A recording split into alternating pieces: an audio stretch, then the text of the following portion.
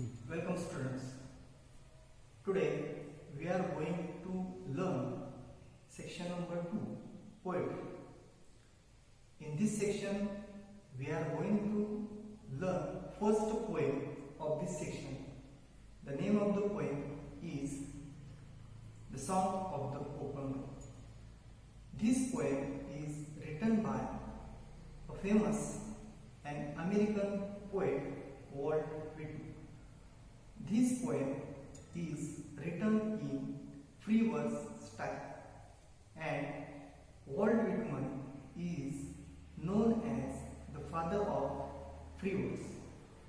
This poem is written in dramatic monologue. The main theme of the poem is freedom. This poem has 4 stanzas. First stanza is of 3 lines and remaining stanzas have 4 lines each. Now I am going to read first stanza of the poem. Listen it carefully. Afoot and light-hearted, I take to the open road. Healthy, free, the world before me. The long brown path before me, leading wherever I choose.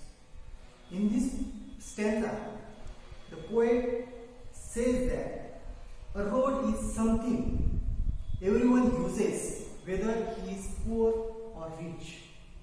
The speaker is setting out on the open road, and he said that he is light-hearted, he is free, he is cheerful.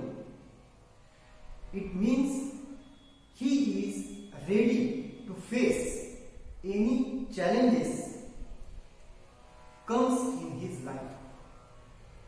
He also says that he is happy and eager to witness the healthy and free world before him.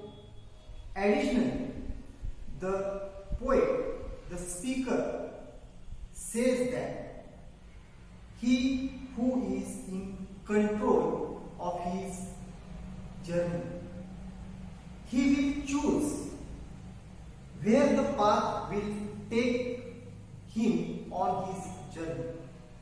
He is ultimate decision maker of his own life. He will choose and is in control of his destiny. In this first stanza, there are some difficult words which are written on the board. Read it and understand it carefully. First word is afoot. Afoot means on the road.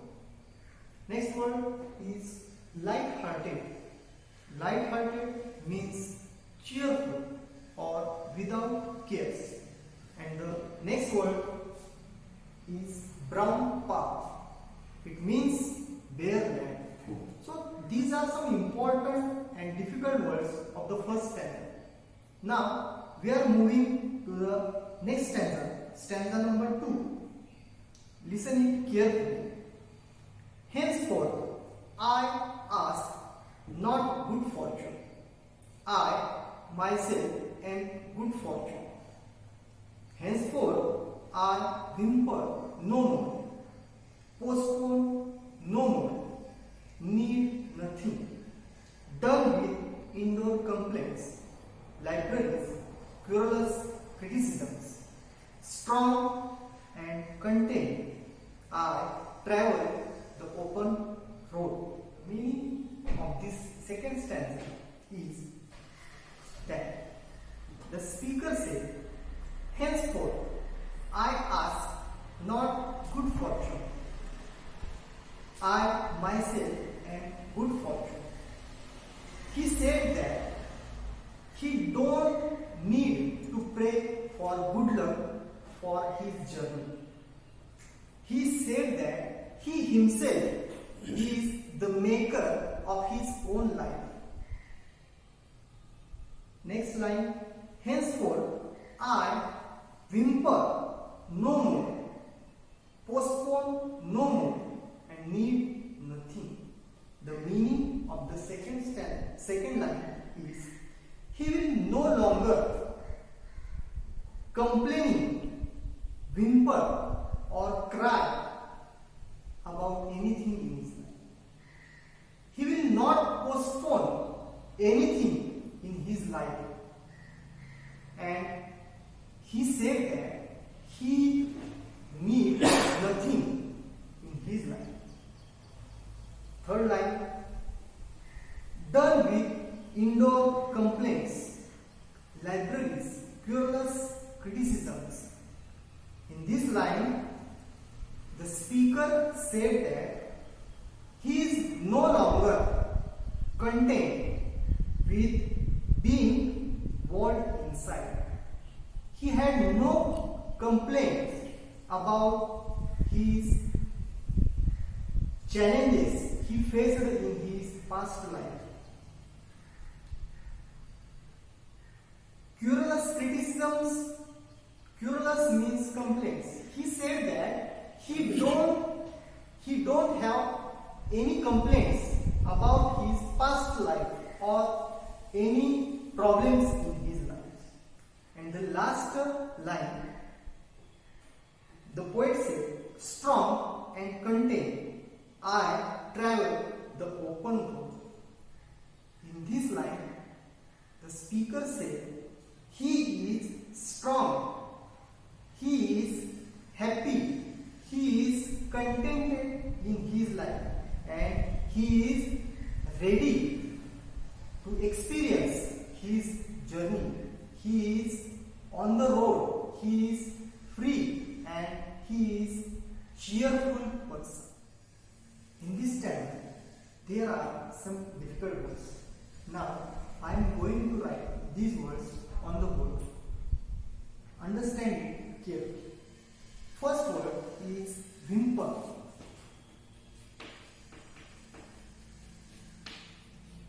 Whimper, it means cry, especially with pain. Next word is querulous.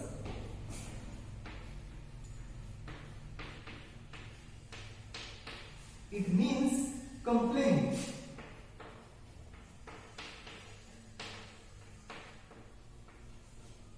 And the last word is postpone.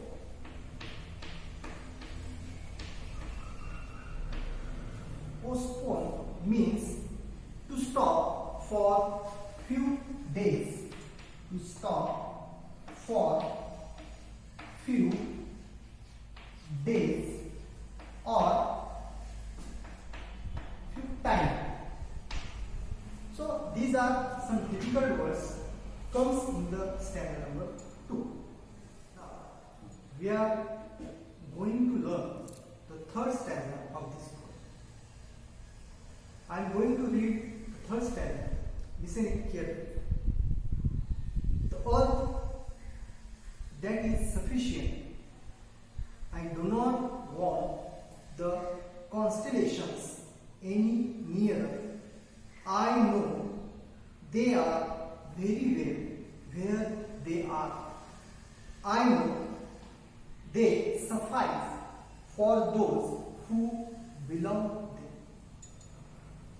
there. In this stanza, the poet says that, he explains that the earth is sufficient.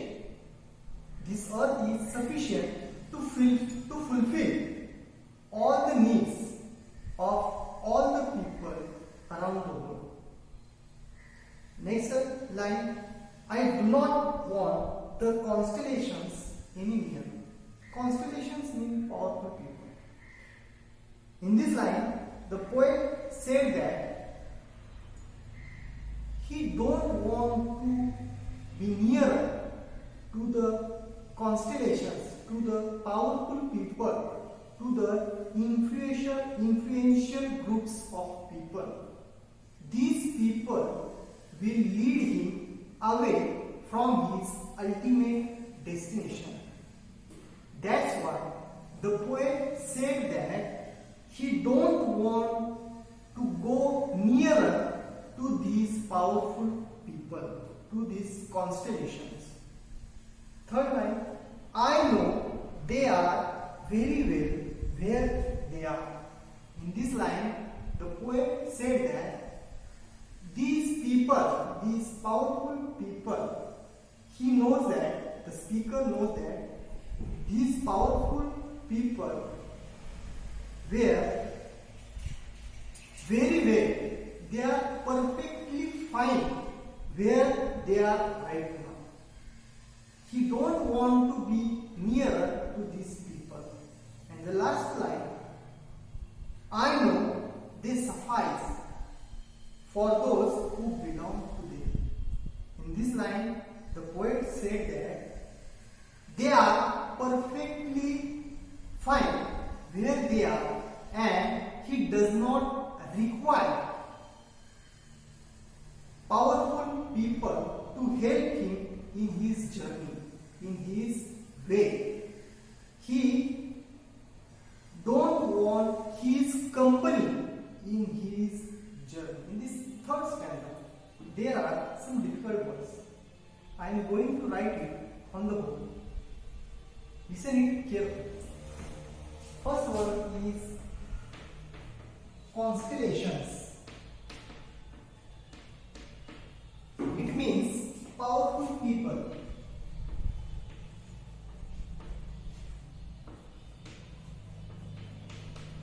And the second word is suffice. Suffice means enough. So these are two important and difficult words from stanza number 2. Now we are moving to the last stanza of this poem.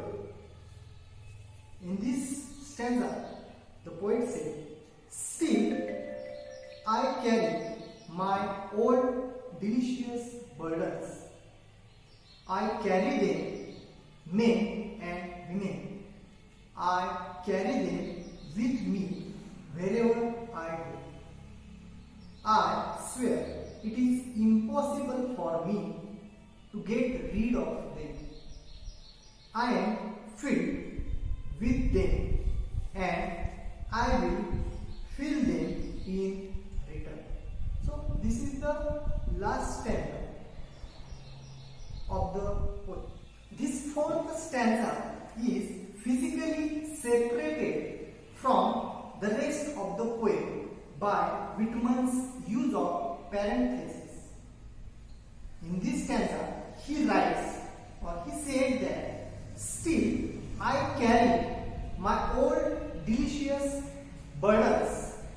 Here he said that he admits that he too has his own problems, and he carries these problems with himself on his journey. He said these burdens are delicious. These are sweet memories of the past. In the next line, the poet said that I carry them. I carry these burdens, men and women. I carry them with me wherever I go. In this line, he said, I carry these burdens wherever I go in my present life. In the next line, the poet said, I swear it is impossible. He said, it is impossible to get rid from these burdens. The poet said that it is impossible to get rid from our past life, from our past problems. And in the last line, the poet said, I am filled with them, and I will fill them in return. In the last line, the poet said that his burdens do not define him. Rather, he accepts them. He accepts his burdens. He accepts these all and carries these burdens with him wherever he goes in his journey. So, this is the explanation of the fourth stanza. Now, there are some difficult words of the fourth stanza. I am going to write it on the board. Listen it carefully. First word is delicious burdens. Delicious burdens. Here, in this poem, in this stanza or in this poem, it means that sweet memories of the past. Sweet memories of the past.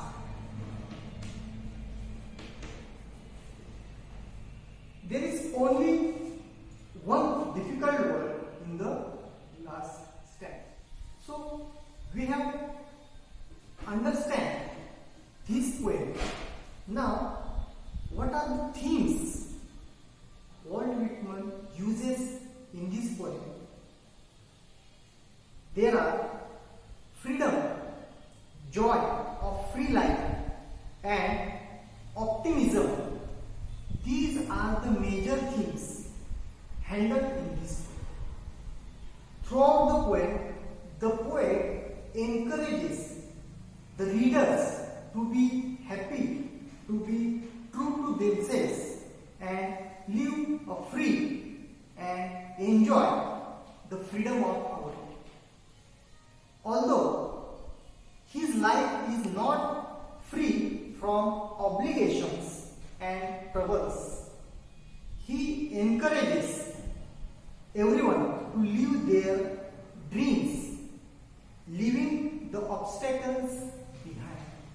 So these are some themes handled by Walt Whitman in this poem. And the last, the moral of the poem is that this poem teaches us to be optimistic and happy in our life. We have everything, including freedom and opportunities. This poem encourages us to enjoy the life in healthy and free world. This poem motivates us to fill our heart with immense pleasure. So, these are some themes and morals about this poem. Students, if you have any problems about this poem,